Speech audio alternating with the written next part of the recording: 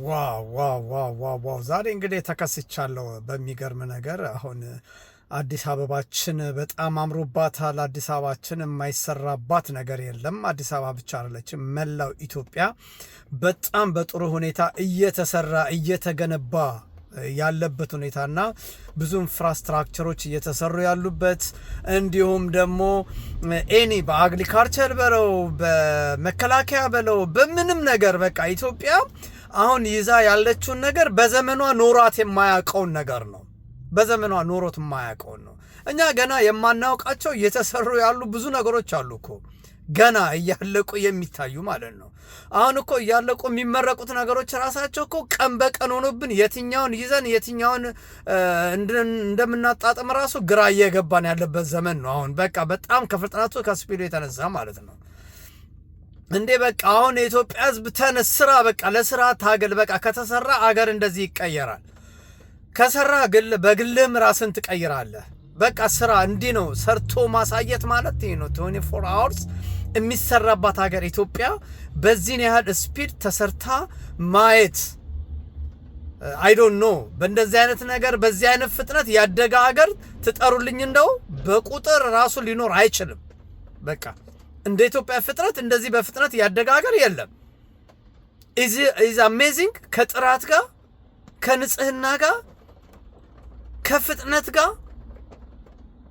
ከስርዓት ጋር ተያይዞ በደንብ የተሰሩ ነገሮች ናቸው የሚታዩትና እኔ በጣም ነው እየገረመኝ፣ በጣም እየተደነኩ ነው ያለሁት። ቀን በቀን የማያቸው ነገሮች ኢዝ አሜዚንግ። ይሄ 6 ዓመት እኔ አይ ዶንት ኖ ከአባይ መመረቅ በለው ሌላ በለው በቃ እኛ ስንቱን ነገር እንናገር በቃ አሁን ሰዓት ላይ እንደገና ደግሞ አሁን ከንቲባ አዳነች አቤቤ በጣም በሚገርም ሁኔታ በሚደንቅ ሁኔታ አሁን ሰሞኑን ያው ኦፊሻል የተደረገ ነው፣ የታወቀ ነገር ነው። ተማሪዎችን መመገብ፣ እነዚህ አረጋውያኑን መመገብ፣ እንዲሁም እንደዚህ የተቸገሩ ሰዎችን በየቦታው በጣቢያው የምግብ ሰዎች መቶ እንዲመገቡ የተዘጋጀ ብዙ ቦታዎች ላይ እንዳሉ ያው በቁጥር እናውቃቸዋለን፣ ሰምተናልም። ከዚህ በፊትም ደግሞ እንዳለ እናውቃለንና አሁን ደግሞ ኦፊሻሊ መታችሁ ብሉ፣ በቃ ስለ ምግብ አትቸገሩ፣ የምግብ ጉዳይ ችግር የለውም እስከ መባል ድረስ የተደረሰባት ኢትዮጵያ ሆናለች። በማን ዘመን?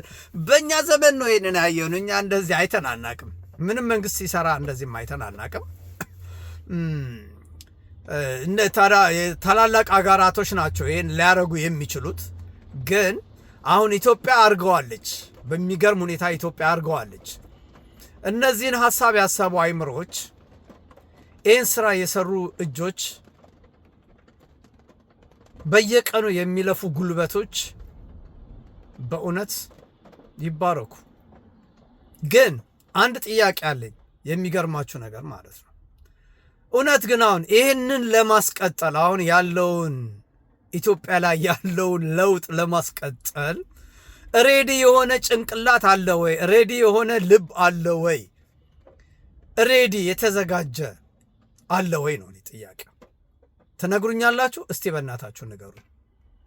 ይህን ሊያደርግ የሚችልስ ፓርቲ አለ? ተቀብሎ ይህን ሊያስቀጥል የሚችል እንዲህ ብቃት ያለው መሪ ማውጣት የሚችል አለ ወይ ነው ጥያቄው። እንደው እባካችሁ ሌላ ነገር አላብዛ። እስቲ ይህንን መልስ መልሱልኝ። አለ ወይ? ትጠቁሙኛላችሁ ወይ? ይህንን አገር በዚህ ፍጥነት ሊቀይር የሚችል ሊመራ የሚችል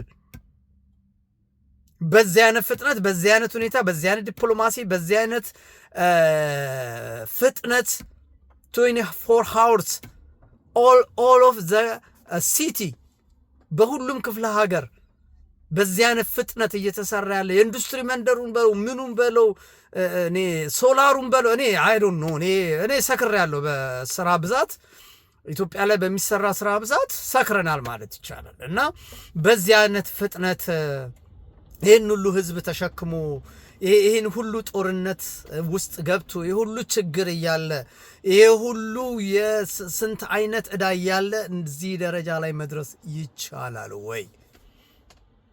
እንደዚህ አይነት መሪስ ሊገኝ ይችላል ወይ?